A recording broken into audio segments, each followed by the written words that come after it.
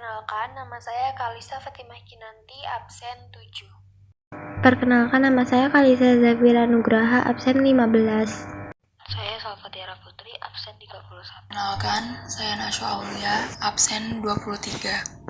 Kisah Nabi Zakaria alaihi salam. Kekuatan doa Nabi Zakaria. Kisah ini disebutkan beberapa kali dalam Al-Quran. Salah satunya dalam surat Maryam ayat 1 hingga 10. Diceritakan bahwa Nabi Zakaria dan istrinya telah lama menanti kelahiran seorang anak dalam pernikahan mereka. Sekian tahun berlalu, beliau berdoa dan belum dikabulkan oleh Allah. Meskipun begitu, Nabi Zakaria tidak berputus asa. Nabi Zakaria menikah dengan istrinya pada usia 30 tahun, sedangkan istrinya 20 tahun. Mereka berdua sangat mendambakan kehadiran seorang anak. Wahai istriku, semoga kita segera diberikan keturunan. Aku sangat mendambakan kehadiran seorang anak dalam kehidupan kita, ucap Nabi Zakaria. Aku juga menginginkan hal yang sama, wahai suamiku, ucap istri Nabi Zakaria. Kita harus berdoa dengan khusyuk agar Allah mengabulkan permohonan kita. Semoga Allah mengabulkan doa kita, ucap istri Zakaria. Setiap hari Nabi Zakaria dan istrinya selalu memohon kepada Allah agar diberikan keturunan. Ya Allah, Tuhan Maha Pengasih dan Penyayang, hamba mohon karuniakanlah kami seorang anak dari keturunanku agar kelak anak itu dapat meneruskan perjuanganku, ucap Nabi Zakaria. Sekian tahun menanti belum ada tanda-tanda sang istri hamil. Ternyata istri Nabi Zakaria adalah seorang mandul, artinya tidak bisa memiliki anak. Aku tidak bisa memiliki seorang anak, wahai suamiku. Sekarang usia mulai menua, ucap istri Nabi Zakaria. Bersabarlah wahai istriku, kita harus tetap berdoa kepada Allah. Aku yakin Allah memiliki rencana yang lebih baik dari rencana kita, ucap Nabi Zakaria. Iya, aku akan terus berdoa, ucap istri Nabi Zakaria. Meskipun doanya belum dikabulkan Allah, Nabi Zakaria tidak putus asa. Beliau terus berdoa dan selalu berprasangka baik kepada Allah. Doanya selalu sama, yaitu meminta agar diberikan keturunan. Tahun demi tahun berlalu sangat cepat, Nabi Zakaria dan istrinya menjalani kehidupan dengan penuh kesabaran dan keikhlasan. Meski tenaga untuk beraktivitas semakin menurun, tidak menyurutkan semangat beliau dalam berdakwah kepada kaumnya. Seperti yang disebutkan dalam Al-Quran surat Maryam ayat 4, ia berkata, "Ya Tuhanku, sesungguhnya tulangku telah lemah dan kepalaku telah dipenuhi beban, dan aku belum pernah kecewa dalam berdoa kepada Engkau ya Tuhanku," ucap Nabi Zakaria. Nabi Zakaria menguasai banyak bidang keilmuan, maka dari itu beliau sangat menginginkan seorang anak untuk mewarisi keilmuan yang dimilikinya. Seperti yang disebutkan dalam Al-Quran surat Maryam ayat 5 hingga 6, "Dan sesungguhnya aku khawatir terhadap mawaliku sepeninggalku, sedang istriku adalah seorang yang mandul. Maka anugerahilah aku dari sisi Engkau seorang putra yang akan mewarisi aku." Nabi Zakaria adalah paman dari Maryam. Istri Nabi Zakaria dan ibunda Maryam adalah kakak beradik.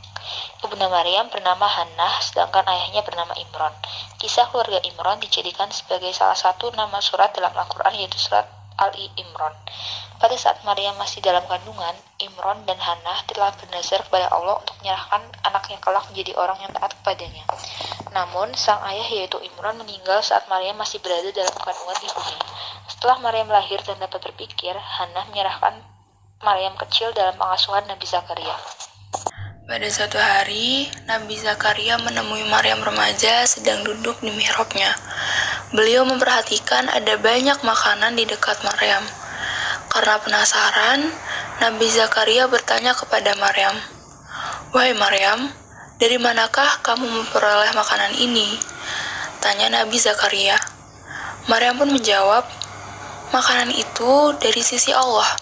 Sesungguhnya Allah memberi rezeki kepada siapa saja yang dikehendakinya tanpa hisab." Nabi Zakaria terkejut mendengar jawaban dari Maryam.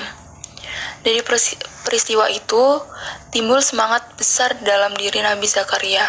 Sesampainya di rumah, dalam mihrabnya beliau beribadah sambil menangis dan berdoa dengan suara merendah. "Ya Allah, berilah aku dari sisi Engkau seorang anak yang baik. Sesungguhnya Engkau Maha Pendengar doa," ucap Nabi Zakaria. Belum sampai Nabi Zakaria menyelesaikan ibadahnya, Allah mengabulkan doanya lewat perantara malaikat Jibril.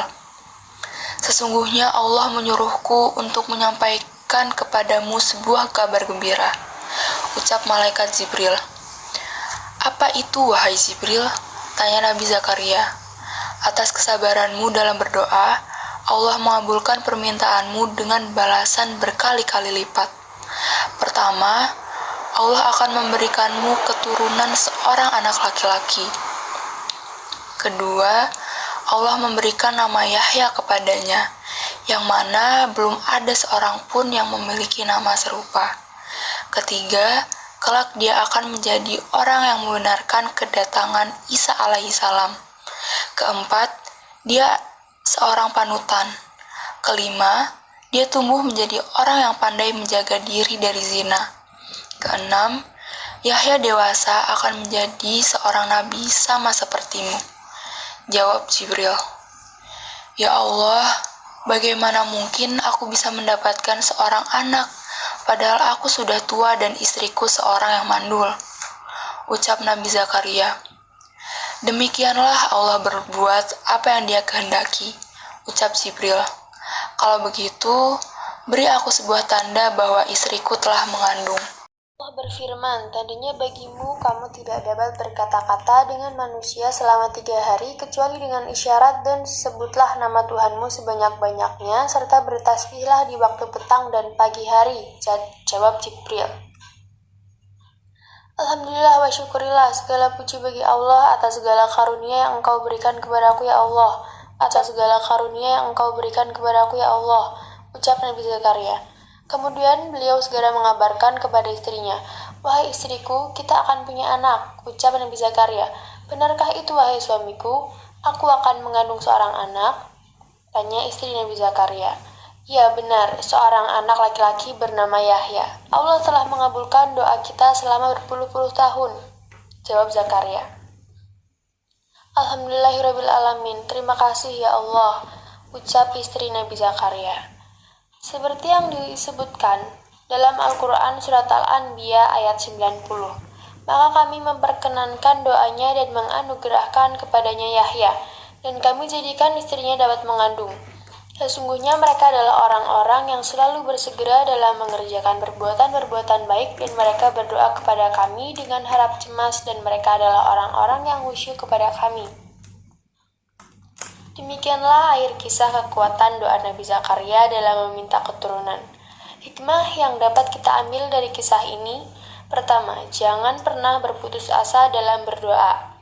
Kedua, ketika kita meminta sesuatu kepada Allah harus sabar dan konsisten. Pada saatnya Allah akan mengabulkannya lebih dari yang kita harapkan. Ketiga, kisah Nabi Zakaria ini membuktikan kepada kita bahwa kekuasaan Allah tidak terbatas, seperti kisah istri Nabi Zakaria yang mengandung seorang anak di usianya yang sudah tua. Suatu hal yang mustahil terjadi pada manusia biasa. Namun, saat Allah berkehendak hal itu terjadi, maka terjadilah. Wallahu a'lam bishawab. Sekian dari kami, mohon maaf bila ada kesalahan. Wassalamualaikum warahmatullahi wabarakatuh.